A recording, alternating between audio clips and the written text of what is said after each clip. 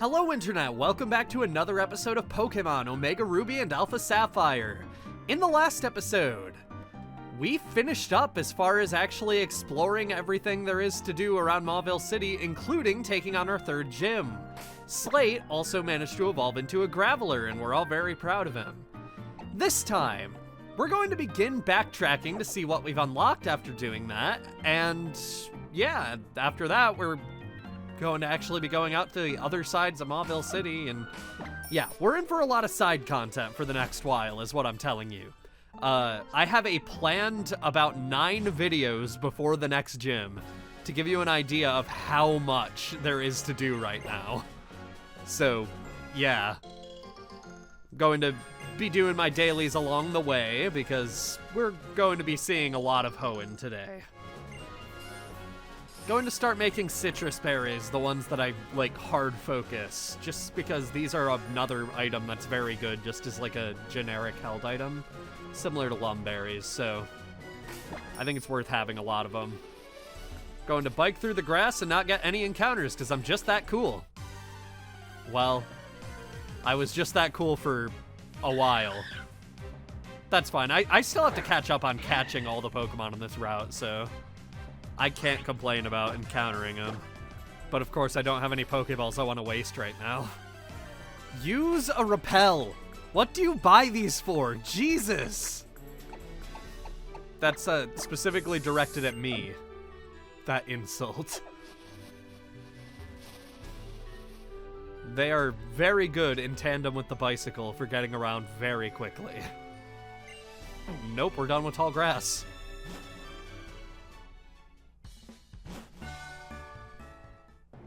Hold on. I just realized I completely skipped by the trick house and I didn't even write in my notes to come here. There might be something new for us though. We're being watched. Let's find where. Are you a plant? You are. How did you know I concealed myself behind this tree? You're sharp. You've come to challenge my trick house, haven't you? That's why you're here, isn't it? Yes, it is. Consider your challenge accepted. Enter through the scroll here and let your challenge commence. I shall be waiting in the back. Yeah, we may as well take on the second Trick House challenge while we're here.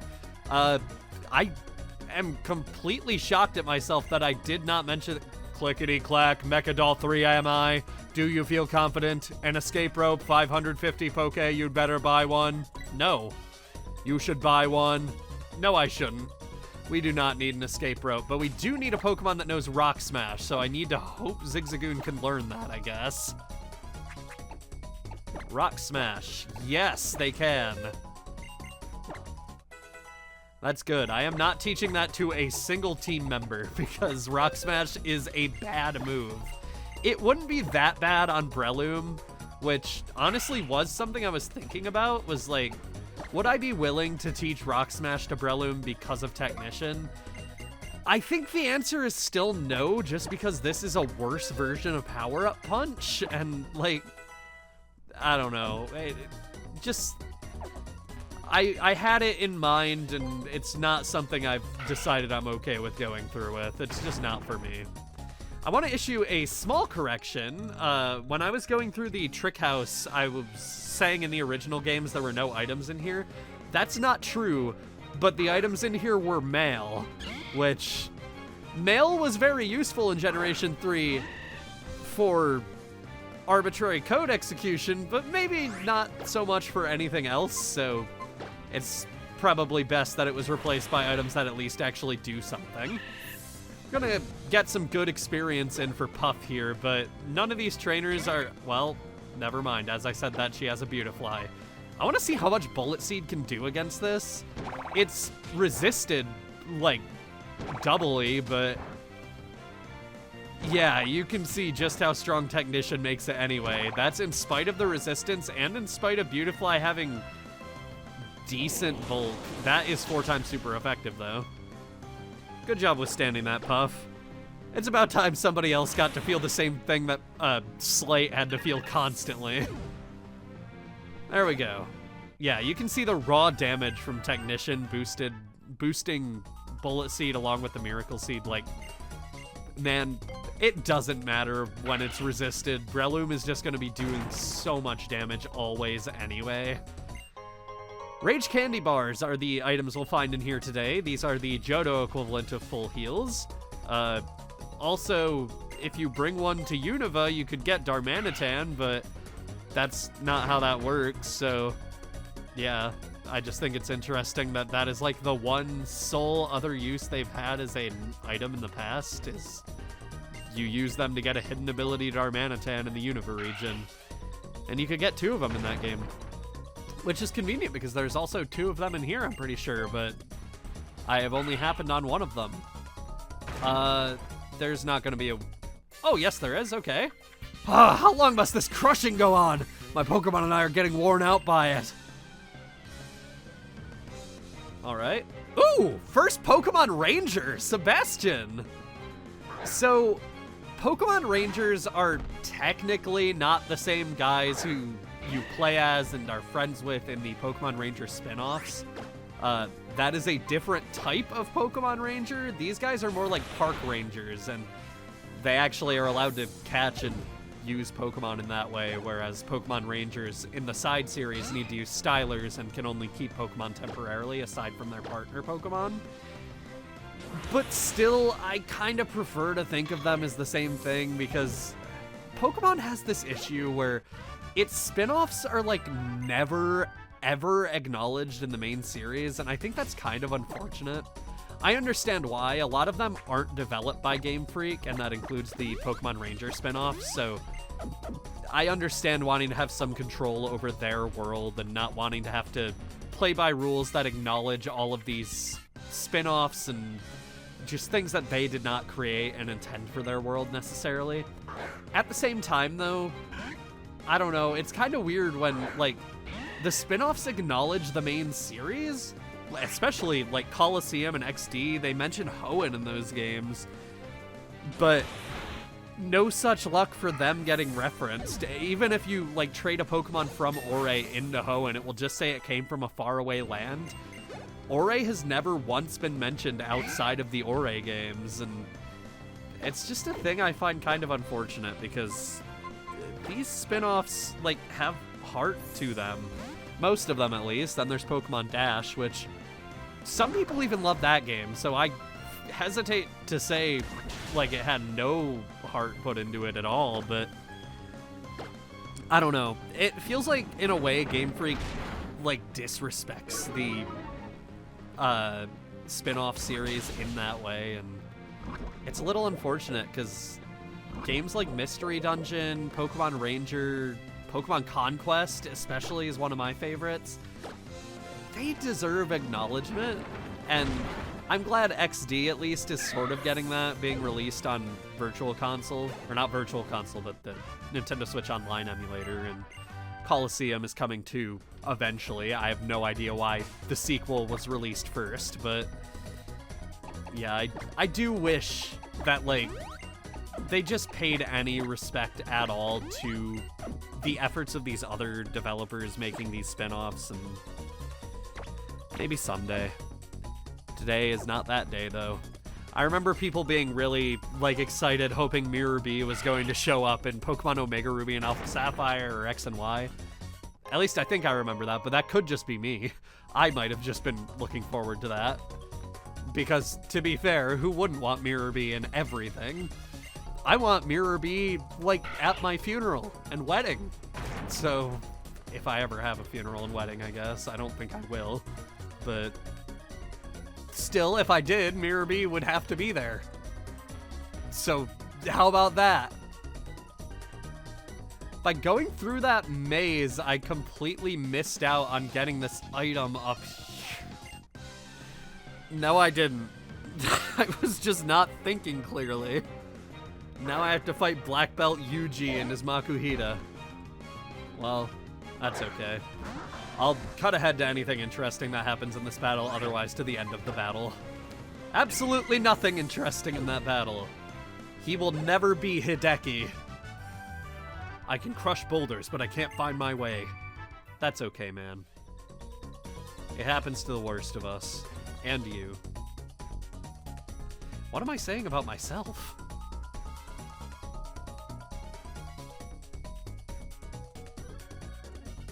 Yeah, that was a very dumb brain fart. I could have just walked around the other way to get that Rage Candy Bar, but whatever. We have our password. I adore Trickmaster. Why does he want me writing that? I don't like that. Hey, man. How are you? Aye! You made it this far? You're sharp. It took me all night to shove in those boulders. You're almost my equal in greatness by 1, 2, 3 places. Great. You have earned this reward. A hard stone. This increases the power of rock-type moves by 20%. Scrub that smirk from your face. It's much too early to think you've won. I'll make new tricks to stump you, I will. You may mock me only when you're done. Come back for the next exciting installment. Okay, bye, man. Alright, that's all for the trick house for now. We'll be back later after our next gym badge, probably, but not much else to do there. We're heading back to Dewford Town now.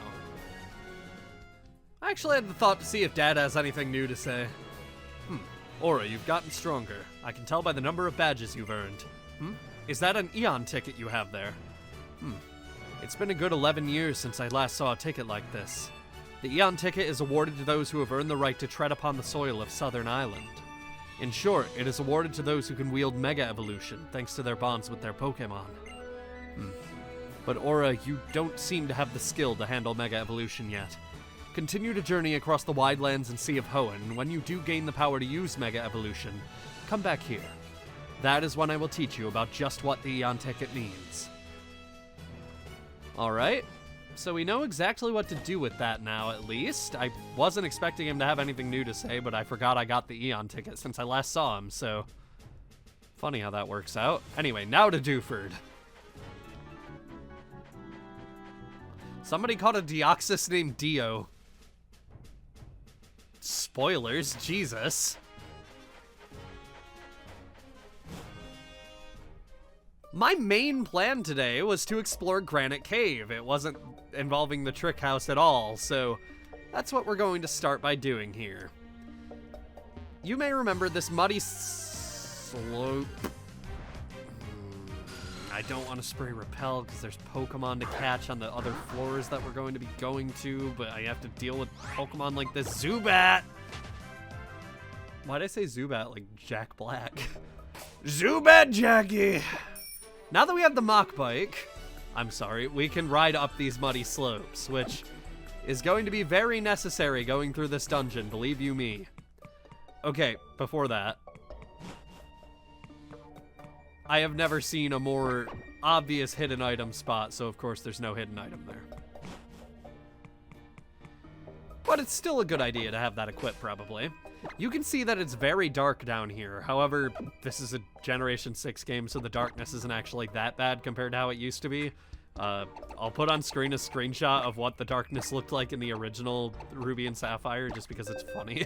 Like, how much less it is now. I'm going to be teaching Puff Flash in place of Power Up Punch for the duration of this dungeon, just because we have a TM for it. We can easily replace it. And yeah, I'd rather just use Flash. The darkness isn't that bad, but it's still just annoying enough that, like, I'll take not having to deal with it if I can.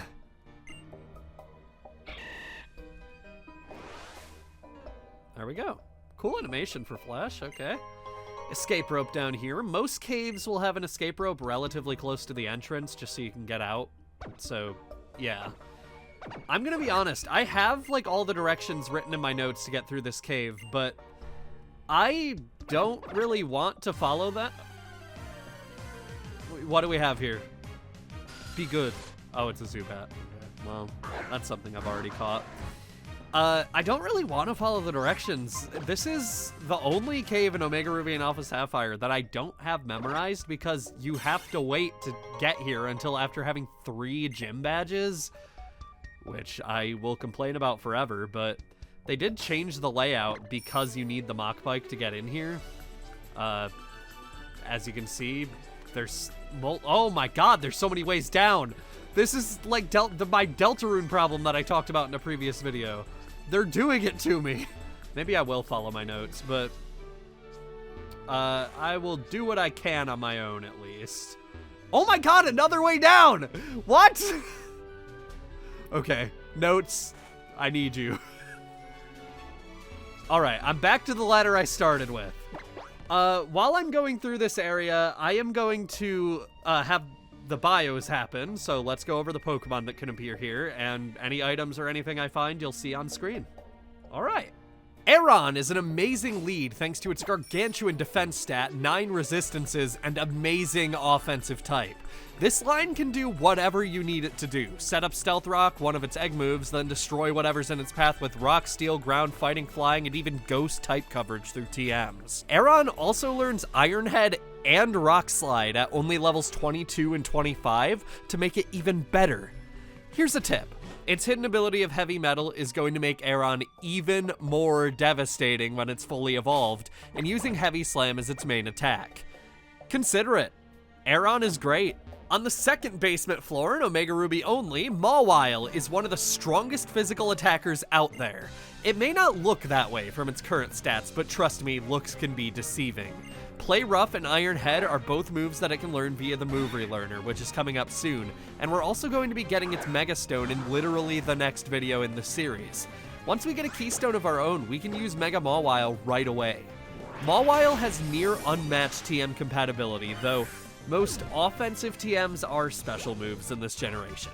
But it does get Power Up Punch to boost its own attack stat and any Elemental Fang of your choice as egg moves. Mawile was considered for my team in this Let's Play for quite a while due to just how strong it is. Don't pass this up if you're looking for a Pokemon to do raw damage. In Alpha Sapphire, Sableye can appear on the second basement floor. First of all, get its hidden ability. Prankster makes it so the Pokemon always moves first when using status moves, and that is Sableye's bread and butter. Send it out, use Fake Out, then Will-O-Wisp, and top it off with Foul Play as a damaging move and Recover as an egg move to heal itself for free when it does take damage. Its stats might not look like those of a wall, but trust me, once you're able to Mega Evolve Sableye, you won't find a scarier Pokemon who fits that bill. It's a serious rival to even legendary Pokemon. And speaking of walls, Nosepass appears when smashing rocks on the second basement floor. Nosepass can stand up to almost any attack, with Sturdy to guarantee that. Its HP is unfortunate, but that can kind of be remedied later on when it evolves during the main story. Nosepass learns Volt Switch, which we just got from Watson, Stealth Rock is an egg move, Thunder Wave to cripple opponents, and your choice of Power Gem or Rock Blast to deal what damage it can. Once we get the Eviolite, pop that on Nosepass to shore up its defenses for the last stretch before we can evolve it, and yeah, it'll stick around for a while and weaken an opponent's team to allow your other Pokemon an easier time. If there's one weakness to Nosepass, it's just that its damage output won't be great, but that's fine. Some Pokemon just aren't built for raw damage. That doesn't make them bad. Alright, okay, Max Ether.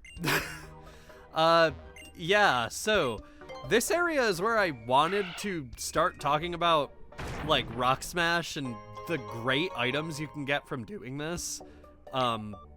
Because there's some really genuinely great items you can get from using Rock Smash, which we're really seeing down here. You can get selling items like Big Pearls and all that. There's, yeah, we'll go over in detail what exactly you can get in the next video.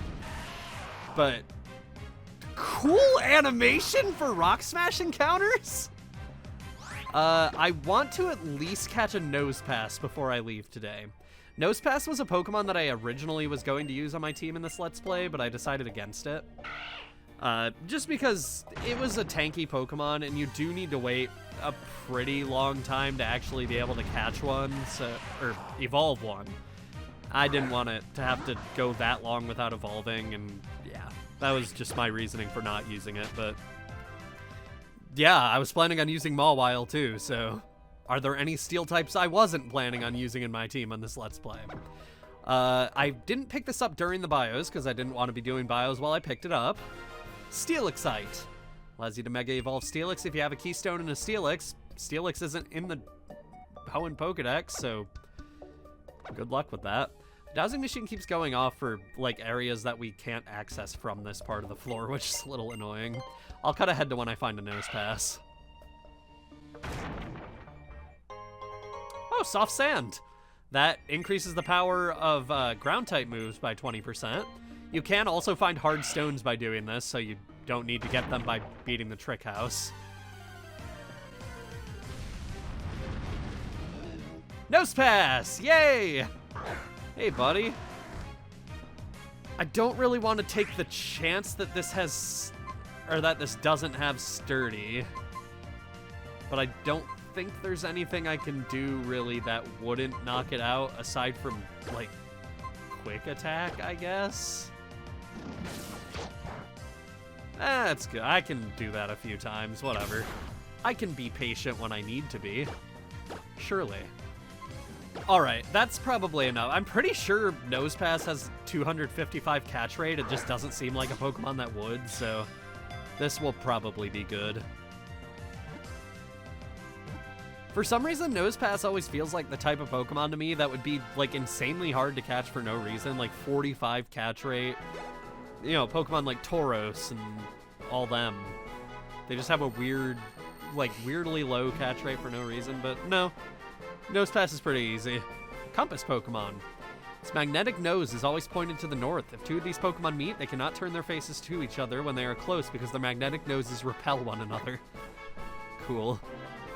The Pokemon Legends Arceus has Wild Nosepass, and they are always pointing north. Apparently that Nosepass is part of the gang, because I didn't change my PC box. We fought our first Ruin Maniac down here. You don't usually see them in just random caves, but they added the mural here, so I guess it counts. Ooh, another thing I found on that floor, by the way. TM65 Shadow Claw, 70 power ghost type move that lands critical hits more easily. This is an excellent move. We also got an escape rope from Zigzagoon. That is the third escape rope we've gotten in this cave, buddy. Thanks.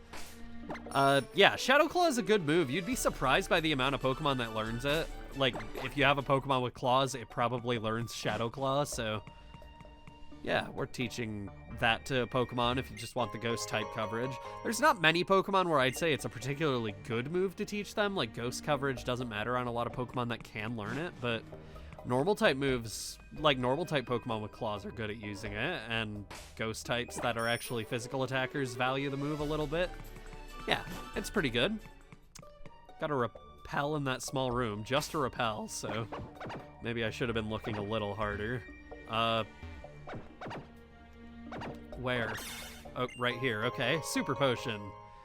Nice, I guess. Not too worried about that. The hidden items in this area have been a little underwhelming. Like, it's kind of felt like they're just going for, like, the same type of stuff you'd be finding here at the point when you originally explored this cave in Ruby and Sapphire.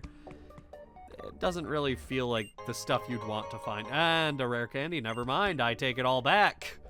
Rare candies are great. You always want to find rare candies everywhere. Those increase the level of Pokemon by 1. We already went over that at the Pokémileage Center, but I think this is our first rare candy. I've been thinking about leveling up the Zigzagoons just to actually increase the pool of items they can catch, and I'll probably do that off screen at some point with the EXP share, but I haven't gone through with it yet. One of them is level 5 because it participated in a battle at some point or something. I don't know. Anyway, with that, we have cleared out Granite Cave. I'm never going to be happy with the fact that you have to wait this long to be able to explore that part of the cave and catch an Aeron, but the results are worth it, I think. Next time on Pokemon Omega Ruby and Alpha Sapphire, if we could take a look at the map, we are going to be heading west from Mauville City to reach Verdanturf Town, where Wally lives. I think we should pay the guy a visit. We did just kick his ass and then get a third gym badge that he wanted, so maybe we should apologize. See you guys then.